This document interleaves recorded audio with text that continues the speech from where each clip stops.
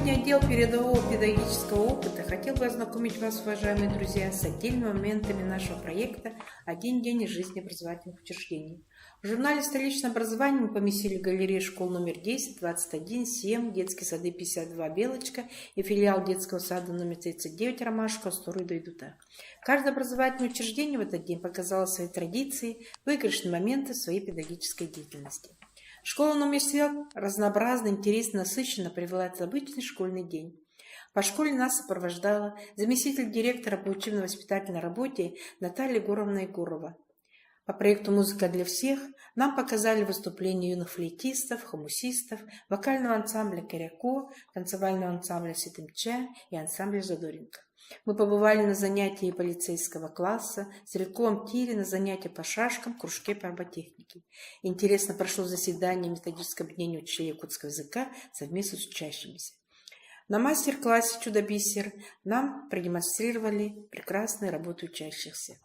Посещая кабинет начальных классов, увидели подготовку к конкурсу создания пространственно развивающей среды.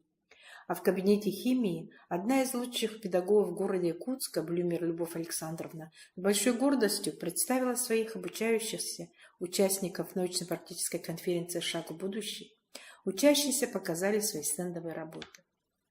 В школе номер 10 имени Дмитрия Георгиевича Новопашина директор школы Панина Тамара Владимировна с большой любовью и с гордостью провела экскурсию по школе. Очень интересно представили школу совет старшеклассников у стенда, посвященного Новопашину Дмитрию Георгиевичу, имя которого носит школа.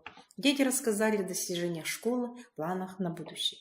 Мы погостили в литературном салоне, посвященном поэтам Серебряного века, побывали на уроках географии, химии, биологии и с удовольствием посмотрели танцы народов СНГ. В столовой порадовались за детей, с удовольствием уплетающих выпечку работников столовой, и восхитились росписью стены, выполненной учителем изобразительного искусства. Следующий наш визит – 2 детских сада. В 2 детских садах мы увидели дружный, сплоченный коллектив единомышленников, увидели, как творчески работают педагоги, участвуют во многих соревнованиях, изготовляют куклы, дидактические игры, оформляют развивающие уголки в группах, как интересно и весело проходят различные занятия.